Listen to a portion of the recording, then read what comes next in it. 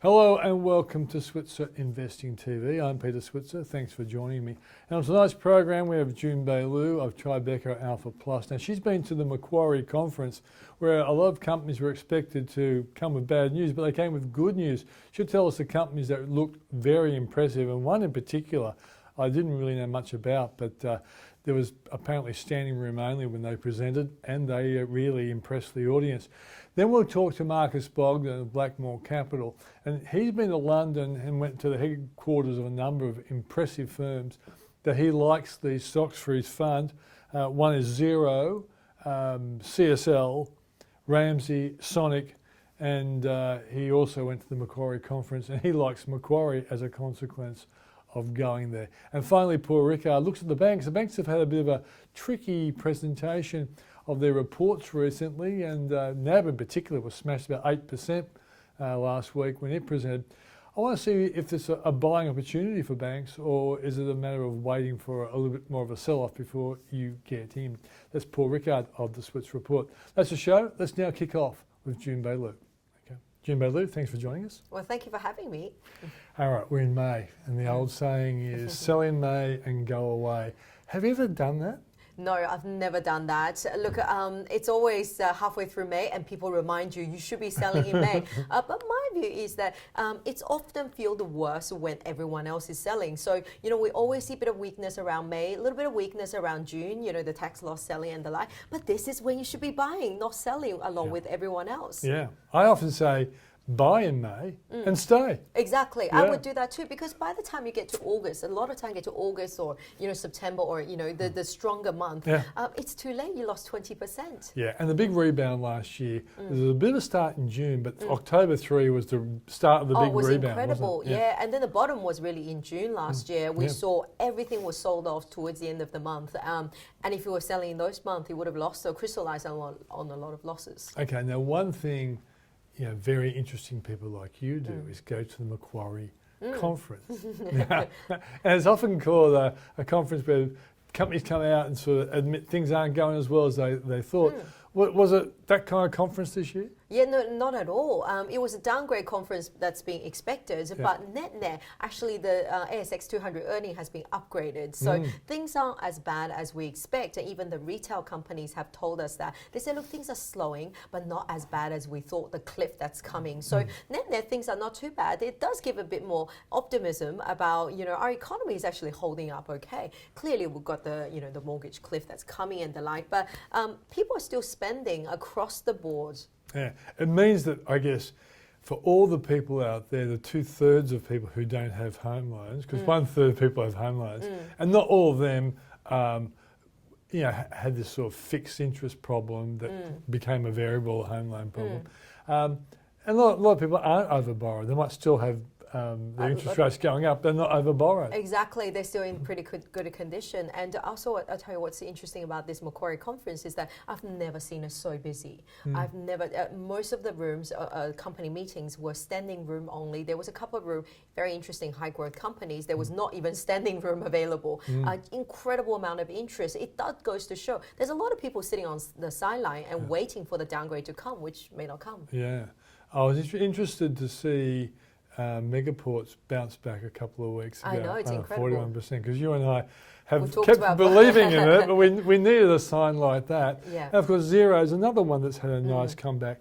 Is this because they are ultimately businesses that have a bright future, do you think? That's right. And then also another key is the key path. You can see a clear path to profitability now. Xero, I think based on the share price reaction to Megapore, I think Xero will have an incredible result. Not only this company has got incredible growth on the top line and now targeting this profitability, and I think they can do a great job to get there by just changing the expense spending a little bit less, like every other tech companies, and they don't have to cut significantly. So I think the result, it does mean that it will be pretty strong. Okay, so you went to a lot of different presentations from different companies.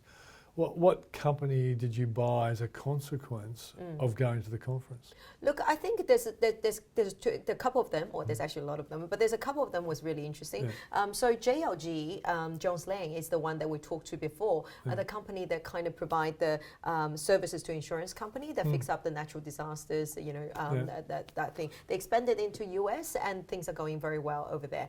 That was a company that didn't even have standing room in the presentation. So tell us about it. So the ticker code is? JLG. Okay. Yeah. And what's the history been? So it's been around for 60 years, Australian company. Essentially, they sign up with the big insurers like Suncorp and the like. Right. So when you call up your insurer saying my roof's got a hole, needs to be fixed, Suncorp just call these guys to do it. It's a very fragmented industry, but they have done such a great job and such a great relationship. So they at the control first the builders that turn up. That's and right. Yeah, the contractors, managing the people. We've dealt with them before. That's right. And then they're fantastic. So in Australia, they actually have some of the largest contracts for day-to-day repair. So it's very defensive sort of volume number. And it's and also what's amazing is that they are actually get called for natural disasters. So whenever there's natural disaster, flooding and the like. Plenty of them nowadays. That's right. And it takes 2-3 years to fix them. So they actually have this incredible pipeline of those natural disasters to be fixed from previous years. Yeah. You know, these potholes on the roads after the flooding and, roof and all that sort of thing. And what's amazing, that's part of sign of climate change is that we have more and more natural disasters every year. More and this potholes. That's right. And every time when there is one, that's another 2 years of So they're also doing work that council workers used to do. Absolutely, it's very defensive. And they expanded to the US, again, very fragmented. They just started making inroads over there. Okay, that was one. That was a surprising one. Give us another one. Another one is actually Cleanaway. I thought it was interesting. Everyone was expecting a big downgrade come this upgrade. It didn't. And for infrastructure like stock collecting waste, this company actually was trading on very cheap multiples heading into it because people were expecting downgrade. So net, I think, on a low 20s multiple for infrastructure like sort of earnings and potential for a little bit of upgrade or meeting expectations, it's not too bad. Was there any other company, like for example, were any of the payments companies there presenting, and did you get a different take on them or whatever? Look, I think most of the tech companies has come through with pretty good, presentation, but none of them really provided any update or what's happening. And they're just going really well. So likes of, Wise Tech, I was expecting, it's traded very strong into the result. Strong. And, people were expecting an upgrade and the like. Look, there was no upgrade, but they just talked to this huge growth potential. So you wouldn't be a seller. A lot of people have made Wise Tech. If they watched us, we've been fans of Wise Tech. It surprised me how well the share price is. It's incredible. Done. But you would hold it if you. I would hold it. I think one thing we learned over the years is quality growth companies don't sell your winner too early. You never know where they might get to. And right now, everything is going right for this business, going perfectly for this business. For some reason, consensus or sell side always look for a reason to hate this stock. Always. And then they've been proven wrong for many years. So I'll be a holder of this one, absolutely. What about travel companies like Flight Centre and corporate travel? The corporate travel in particular has done well, and Flight Centre recently has done well. What's your take on those companies? Oh yeah, so they actually, this is one of the key things coming out of it is travel is doing really well. You do want to be part of it. Corporate travel is a little bit slower, but I think in terms of the corporate spend and the like, but net, you just want to be exposed to the travel sector. You almost want to buy all of them. You've seen the upgrade from Hello World, WebJet's about to report as well. I think it's a great one to hold into result. Flight Centre, someone just upgraded as well. A couple of analysts put it on the buy, and they've got corporate travel announcing the deal was fantastic. So they all doing really well. Qantas, on the other hand, just a little bit tougher. I think the new CEO's appointment sounds great, but it just next 12 months or 18 months we're heading into a slow. And we don't know what Virgin's going to try to list. They could be very compassionate to try and build up the customer base. That's the thing. So Virgin not listing, it does cast a bit of doubt with what happened. Maybe there was not enough demand for airlines now because we're past the peak of their earnings. You're saying that they've canned the... We're not sure, but it sounds like there's just lack of demand. I know there was... People have been burnt on Virgin before. That's right, yeah. So maybe lack of demand from out of that, and then people knowing things already past the peak, next 12 months will be a whole lot tougher. Yeah, okay.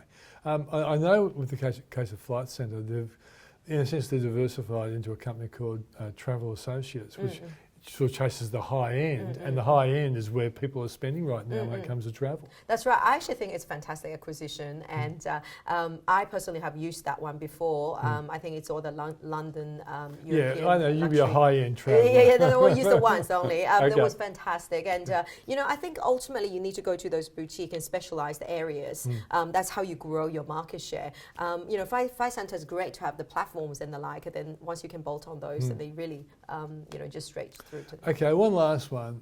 Miners.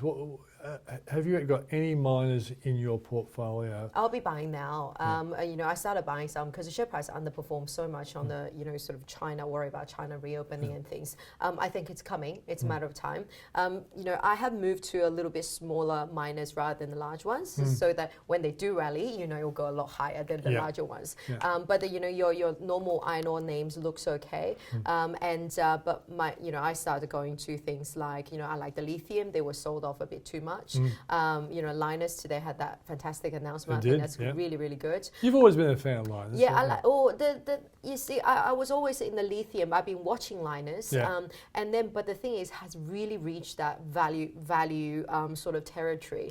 And then you just really hard to see the downside. And it was a temporary period where they need to meet that production shortfall, right? So it got very close. So now it looks really good. Okay. Well, I know one viewer once teased you and said you're always Jun Bei Liu, which is sensible. Buy low. Is there anything that you've sold in recent times thinking the best is past it? Oh yeah, supermarkets. Yeah, absolutely. So Coles and Woolies. Yeah, Coles and Woolies. They've done incredibly well. Look, they may hold up well for the next couple of months when things still volatile. But look, when markets start improving, these guys are on peak earnings now. Food inflation is already slowing down, and Woolworths now on 23 or 26 times. Coles is quite expensive as well. I've been using that to buy something else. Okay, and obviously the sound of you is that you're not playing it defensively. You're looking for good growth stocks. Not at all. I think the bull market is coming. We're getting very close. We do need the earning to come off a little bit because that earning was a bit too strong. But I think we're getting very, very close. Okay, that's Jun Bei Liu of Tribeca Alpha Plus.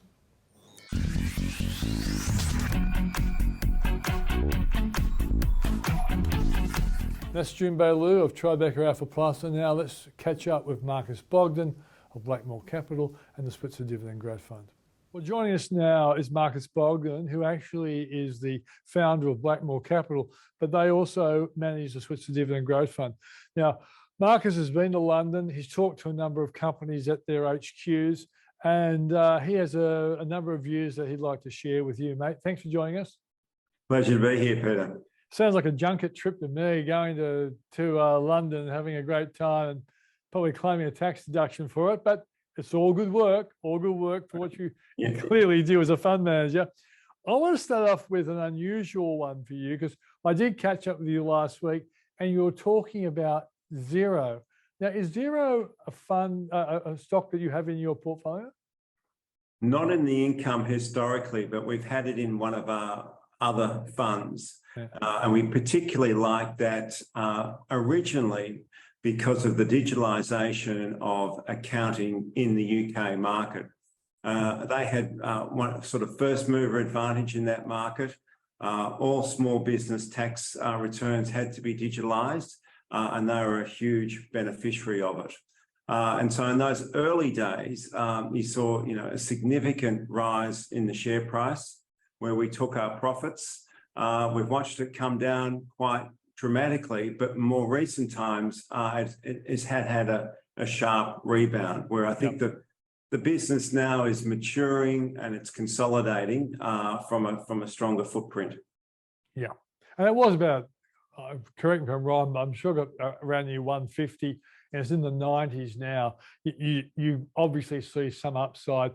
Particularly my thinking is, okay, what the company does is going to be important, and they seem to be quite an innovative company. But also, I do think a company like Xero hasn't been helped by the big tech sell-off in the US. And so if ever the tech sector rebounds strongly right across the board in the US, I'm sure there'll be a favourable tailwind for a company like Xero. Is that sound thinking?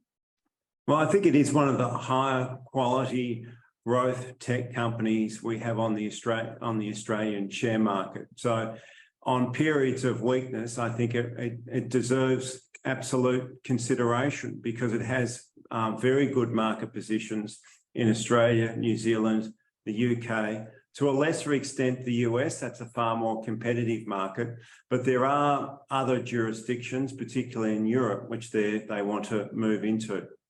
Yeah. Okay, let's go to CSL now. A company that was, I guess, was at 350. My recollection might have been higher or lower, but it's around 300 now. What's your view on CSL?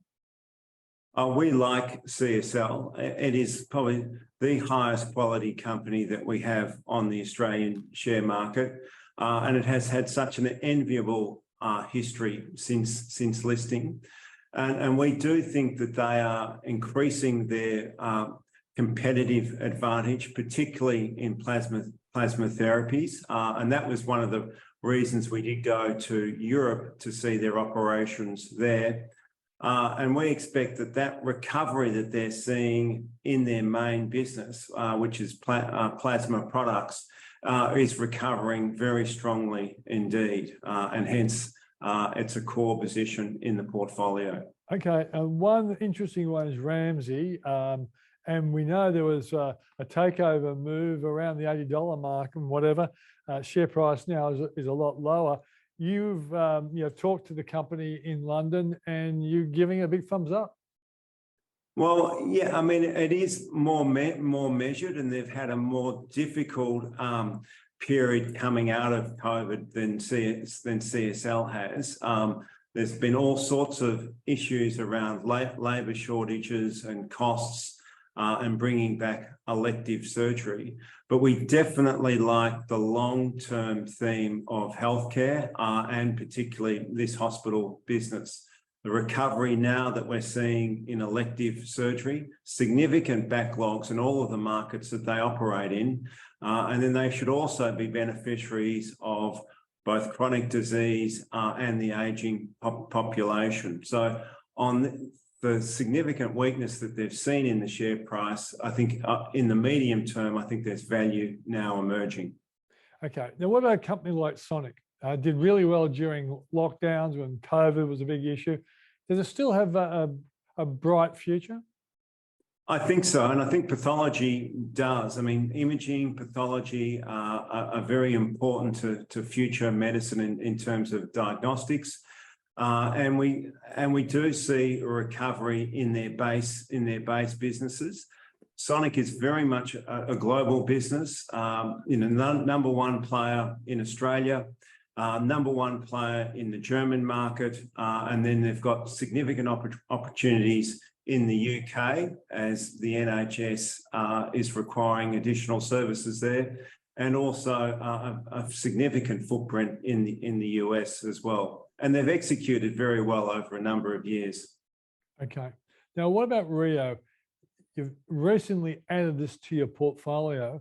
I guess two questions. Why wasn't it in before? And what has changed to make you like it? Yeah, good question. I mean, we've always had BHP in the portfolio, and we've tended to see that as a more higher quality exposure. But Rio's share price, and as with a lot of the miners, has come back quite sharply over the last quarter. And we're now starting to see, support there from a valuation perspective. But we also like their recent moves in increasing their exposure to copper. Copper is going to be one of the key metals for decarbonisation. And both BHP and Rio have significant copper positions, and we want to have exposure there, coupled with a very attractive dividend yield for our investors for the income portfolio, with a dividend yield over 6%. Okay. Now, Macquarie, there's big conferences on last week. My recollection of Macquarie is that they often under-promise and over-deliver. Are you suspecting that's going to be another case for this year? They have got a strong history of under-promising and over-delivering, and I think that will continue to be the case. on the basis the capital markets still remain sound. There's been recent pressures there from the US regional banks, but the position that they're building, particularly in their commodities business and also in their green infrastructure business, are significant drivers of future profitability. Yeah, okay. So that's a thumbs up for Macquarie. And there's Indeed. one you've given a bit of a dumping to, namely Medibank. What's the thinking behind that? Well, we still like Medibank, but what we did, if you can recall, late last year, they had a significant cyber event. In that period, the share price fell sort of 25 to 30%. After speaking to the company, we could see that that wasn't having a material impact in terms of policyholders shifting out of Medibank. And we actually went quite significantly overweight that stock at that period of time. That turned out to be reasonably prescient, and we're just really taking the profits there in terms of the recovery that we've seen in the share price more recently. Okay, mate, one last thing before you go. What's your feeling? There are a lot of challenges for markets, but the markets seem to really lap up every good piece of news. We saw over the weekend, Wall Street went very positive. What's your suspicion for this year? Do you think that we'll climb the wall of worry, and once the US starts cutting interest rates, provided we don't have a serious recession, do you think the stock market will respond positively to those sorts of circumstances?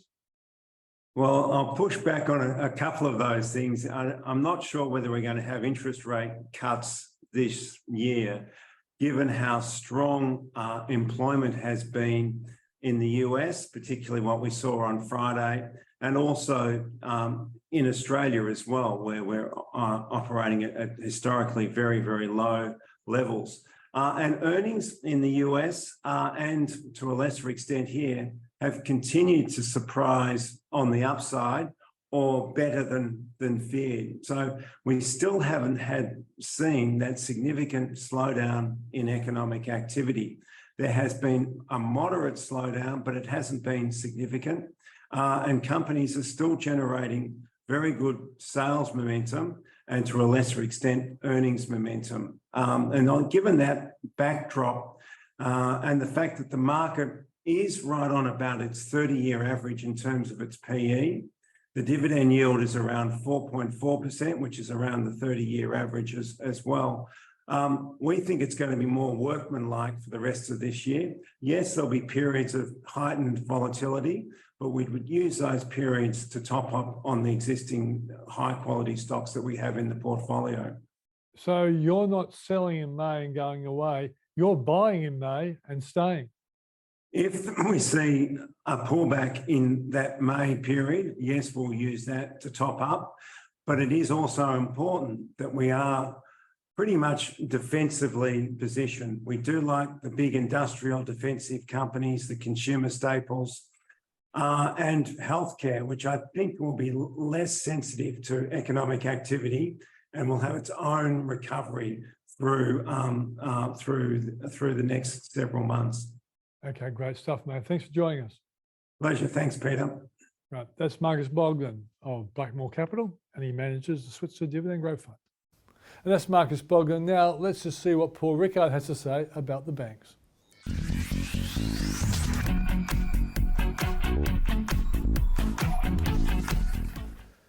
Well, joining me now is Paul Rickard of the Switzer Report. And Paul's our banking expert, and the banks haven't reported as well as many people expected. And a bank that's really struggling, ANZ, did okay. Paul, what's the summary for you? Yeah, look, I don't think the reporting season's been too bad. We've had Macquarie, ANZ, Westpac, and now we've got CBA tomorrow with a quarterly update. I think, look, they've all sold off a little bit. Westpac's the reverse. It's actually up today, and that's after coming down. I think what's sort of just been a little bit, behind the numbers is more a concern, Pete, that maybe that net interest margin has peaked. Yeah. And so, and a lot of them have said that. In other words, that the difference, the margin between what they pay on a deposit versus what they lend at, that gap has peaked about 2 or 3 months ago. Okay. But Paul, a lot of people will be thinking, well, interest rates are going up and the banks are seem to be pocketing a lot of money. What's happening? Well, part of the reason it looks like it's peaked, Pete, is that there's a lot of competition going on for deposits. So banks have to carry more liquidity.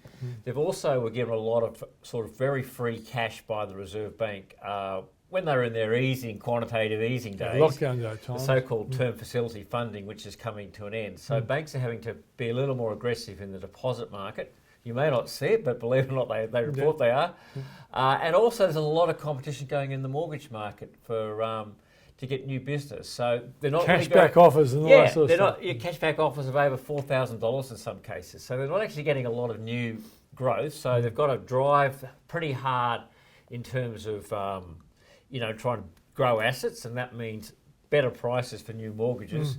Or lower interest margins for new mortgages, plus more competition. So the market's sort of reading more into the fact that, okay, well, maybe the best days have happened, and I think the market's probably read too much into that. So it's sort of a combination of, the first result from NAB was a little on the weak side. Okay, net interest margins are going to crash. It was down 8%. They did cop it, right? It sort of bounced back a little bit. So I think the market got a bit carried away.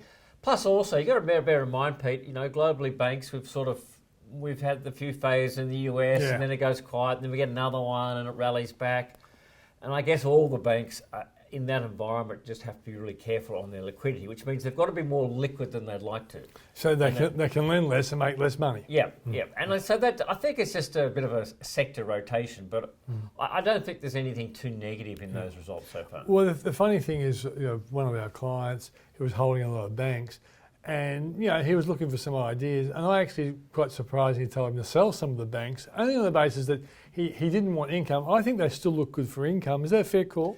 Yeah, they look okay for income. All of them have increased their dividend. So this morning, Westpac's dividend is 70 cents. That was 61 cents at the same time last year. So dividends are up by 10 or 15%, which is pretty good. Again, I guess the question is, when you can get a 5 or 6% yield on banks, and there's franking on top, how does that stack up with, say, a 4% term deposit rate, which is riskless? So maybe they haven't moved up as much, but I think there's a bit of value, and I wouldn't read too much into the short-term reaction. I think the market saw a reason to be a bit pessimistic. When it looks a little more closely, I think it finds that they're not doing too bad a job. Okay, here are 3 stocks that are down on their historical highs. But my question is, if someone wants to buy something and on the basis that in a year's time they're going to get rewarded, and I think all 3 of them are pretty good dividend payers, namely Harvey Norman, Macquarie, and JB Hi-Fi. They're all good dividend payers, and Harvey Norman in particular has been really smashed because retail question marks are around. Paul, do you think that there are 3 pretty good buys at this point in time? Yeah, look, there's certainly value. There's value in Macquarie would be my pick. Yeah. I mean, the Macquarie result was pretty good. What the market didn't like about the Macquarie result was so much was coming from their commodities and global markets division, right? Yeah. So it's not that they don't like the result. The result beat all expectations. It's just saying, well, how sustainable is it, right? Yeah. Now, what I say to people who worry about the sustainability of that is that Macquarie seems to be able to always find something that, we know that the commodities markets may not be as buoyant next year, so that division might suffer in profit. But the Macquarie tends to have this habit of finding something else. So I think that's the answer to that. JB Hi-Fi and Harvey Norman are a little different because they're in the retailing category. JB Hi-Fi would be my pick. Look, the market's holding up pretty well. I mean, there's some early data coming through saying that maybe the consumer's just gone off the boil in April. Yeah. So I'd be a little wary. So I think on those stocks, what we know with the retailers, Peter, the market tends to overreact one way or the other. Yeah. And there's always going to be, whenever there's sort of concern about consumer sentiment, or you get one bad retail sales number, or one retailer reports a bad number, the others all get sold off. So I think if you're looking to buy JB Hi-Fi or Harvey Norman, wait for the bad news, right? Yeah. There'll be bad news. It won't necessarily be their bad news. It's just market bad news. Yeah, and mortgage cliff type stories. Yeah. Right? The economy's slowing down, all that sort of stuff. That's going to be a great time to buy those kind of things. And wait for that year and they'll bounce back. They are fantastic retailers, right? Yeah. Those 2 in particular, Pete. Yeah. And they're also pay really, really good dividends. Yeah. So there's going to be bumpiness because the market, there's no other part of the market which is so prone to sort of economic or external news as the retailing sector because we have so much of it.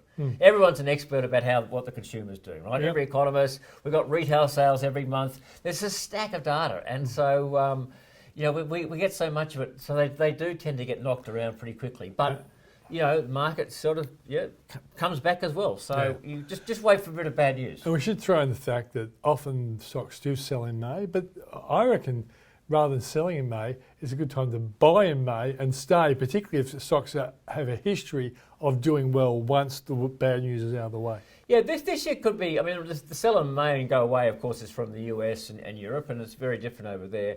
This year could be a little bit different for Australia too, Pete, because we've got our tax loss selling comes in June, but I don't think there's a lot of losses this year. They probably happened last year, so we may not actually see a lot of tax loss selling. Good point. So maybe that's probably, by all means, we'll take the direction out of the US, but we may not have normally June is a bad month in our markets because there is a lot of tax loss selling. We may not actually have that same amount this year. Yeah, it's nice to know there hasn't been all that many losses to well, force you in the sale. There's obviously some profits out there, but they're sort of not big, and they haven't. Most of the damage last year, of course, was pre-June. Yeah. Yep. And that's when people were under the pump. And really, the bits that really copped it hard last year, the tech sector, they're sort of. Yeah, most of them have sort of found a bottom, started to edge back a bit, and there's not quite so much. I don't think there's quite so much the pressure this year. Okay, that's Paul Rickard of the Switzer Report. Thanks for joining us on Switzer Investing TV. I'm Peter Switzer. Don't forget, if you want more information on what you might invest in, have a look at the Switzer Report. Go to switzerreport.com.au. Thanks for joining us. See you next Monday.